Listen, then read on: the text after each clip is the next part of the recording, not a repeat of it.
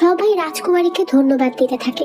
রাজকুমারী কিপা তার সহকারী জেমেইকে বলে এই লোকটিকে নিয়ে গিয়ে তার চাচার হাতে তুলে দিতে আর সর্বোচ্চ শাস্তির ব্যবস্থা করতে। এরপর রাজকুমারী কিপা আমাদের তার নিজের সম্পর্কে বলতে থাকে। কিপার মা হলো জেং আর বাবা কিশেং। তারা দুজন একে অপরকে ভালোবেসেই বিয়ে করে। আর অনেক বছর পর তাদের কোল জুড়ে আসে কিপা। আর কিপার জন্ম হওয়ার পরই সবাই অনেক খুশি ছিল। তো ডাক্সিয়ার দায়িত্ব পাওয়ার পর থেকে তার বাবা স্টেটের জন্য অনেক পরিশ্রম করেছে। ডাক্সিয়ার মানুষও এজন্য তাকে অনেক বেশি পছন্দ করত। তবে এই সব কিছু করতে গিয়ে সে তার স্ত্রীকেই সময় দিতে পারত না।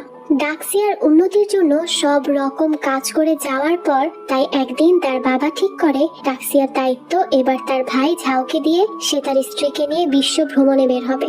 এরপর আমরা কিপাকে তার বাবার সাথে দেখতে পাই। কিপা কিশেংকে জিজ্ঞেস করে তারা দুজন তাকে কেন সাথে নিয়ে যাচ্ছে না। কিশেং বলে সে